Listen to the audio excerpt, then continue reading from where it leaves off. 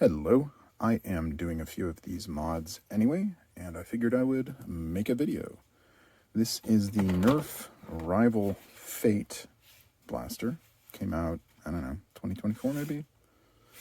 And I've never actually seen anybody use this for actual rival balls, but here, around here, there's a lot of humans versus zombies, HVZ, and it is very useful to be able to fire Mega XL darts because those are often used for special zombie stunning. This mod basically involves a singular 3D printed part that takes an MXL dart, lets you, you fire the dart. That's basically it. The original blaster has this like opening thing, and you put the ball in there, and then you have to do that, and then you can fire it. Whatever. This mod does away with the spring-loaded front thing. Yeah, single part. The designer goes by Ellie Who Makes, and I will link it in the description. We'll probably skip ahead with all of the screws already being taken out. What you want to note is that there are 4 shorter screws, and they go in this bottom yellow piece here, and up at the top here. All of 4 of these screws are the same length, and all of the other screws are the same length as each other, but of course the short ones are different from the long ones. Okay, so it looks like there's about 10 of the slightly longer screws and 4 of the shorter screws. We'll just say a word about the print. It's just this little part here. Basically, I think the designer intends it to be printed like this. And personally, I used supports on these little nub ends, and I also used them on this wide surface here because that is an overhang. It would probably be okay without supports there, but I don't see why you wouldn't. As with all spring-based blasters, I would recommend at least a little bit of caution when opening a blaster so things don't spring out, although this blaster has relatively few actual metal springs in it.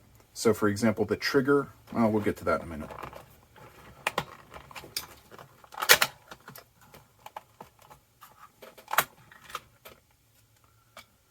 The trigger and the, what do you want to call that? The sear, whatever, the catch, those are both using these kind of leaf, I think we call them leaf springs, but it's basically a piece of plastic that flexes rather than a piece of, rather than a metal spring, rather. And realistically, we can just take these parts out. They're not really going to help us to be there, and they're very easy to get back in. Hey, look at that. That was primed. Okay, so apparently this front piece wants to spring off. I forgot about that from the first mod, or maybe I just didn't experience it. You get a free pull spring out of this because we won't be using that. Now, the one thing you want to be most cautious of, in my opinion, is that the catch spring here is not held in by much. This spring can go springing out, so use caution with this spring right here. I am going to remove that so that I don't lose it during the mod.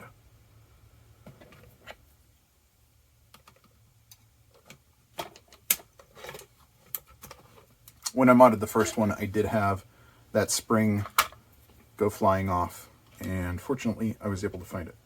Now, I would love to be able to say all you do is you slap this part in and you're done, but I believe the designer recommends removing the air restrictor, so we'll do that.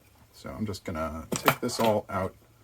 It's easy enough to get back together. There is actually a screw on the back, and I didn't realize that on the first one until I had already wrenched it apart with pliers, but we'll try this. So use a screwdriver, long enough screwdriver, to take that screw out, and let's see what it looks like with the state of the air restrictor after that. In my opinion, that's perfectly fine. In my opinion, there is no need to take the kind of skeletal remains of the air restrictor out. That's not going to hurt anything. It's not going to impede your airflow to any noticeable degree. So I'm just going to leave that alone. And we didn't even need to use the pliers to remove the air restrictor, so that's nice. Now, before we start putting this back together, I am going to lubricate things up. I usually use Super Lube O-ring lubricant, And the places that I am going to lube it are basically where this O-ring interfaces with the new printed part, and then inside the plunger tube itself, which seems really dry. So I just apply a fairly large amount there, and I use a toothbrush. This toothbrush was never used in a mouth. Just kind of rub it around there. Stick these two parts together. That should be a pretty snug fit. Make sure that you're not pushing the O-ring out of its groove when you do this. But that's it. It doesn't go in very far either. You can probably see the black line. It only goes in about maybe 5 millimeters, maybe. Definitely less than a centimeter. And then I'm also going to lube up the plunger tube itself.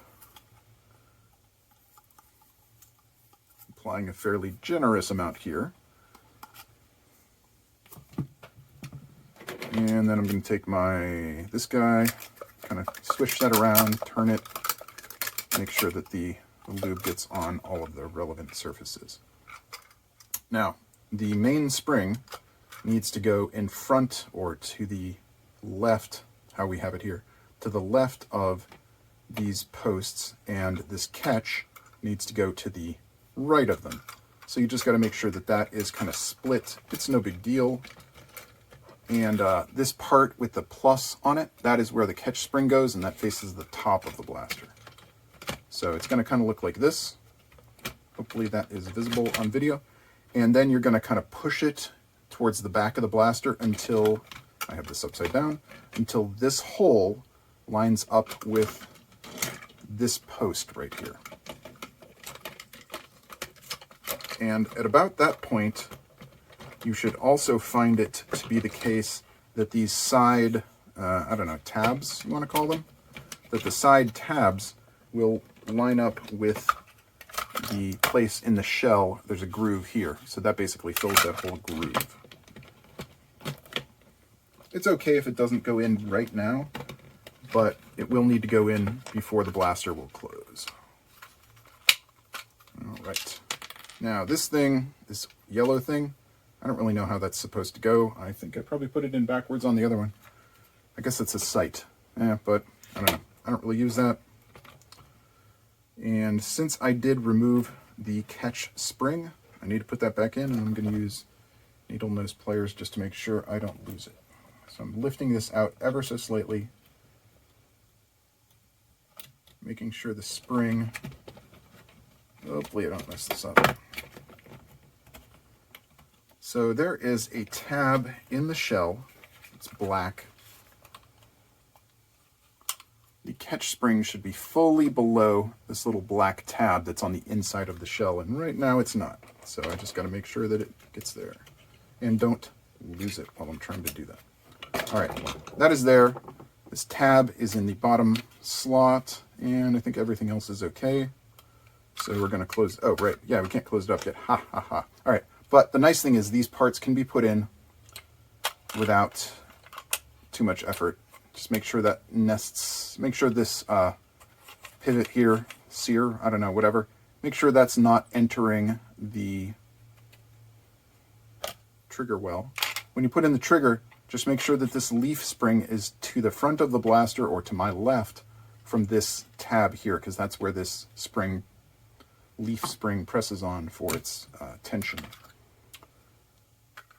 And that's it.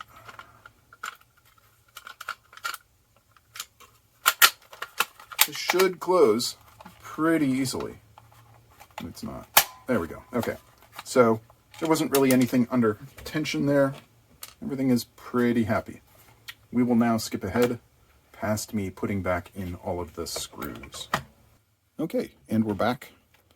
The barrel is now part of the blaster. I've put in all the screws. If you want, you could put in just enough screws to test this first. I think that's fairly common with modifications of this type. You might not want to put in every screw unless you're sure you've done it right, but I have a relatively good confidence that I have. So the operation is simpler than it was before. Prime the blaster. Put in a Mega XL dart. This can't possibly vacuum load, by the way. You could put in the dart before you prime it. The dart will stop on the wider or narrower part of the barrel, and then just make sure it fires. And it does. And you're done. Hey, thanks for watching. Hope this is fun. I don't know about you, but around here there's a chain called Ollie's Bargain Outlet. They're pretty widespread in the US. They have these pretty cheap. I think their normal price is $5. And I actually got one. I got 2 of them at 25% off for a holiday toys sale. Enjoy. Give it one of these if it is applicable, and I'll see you next time.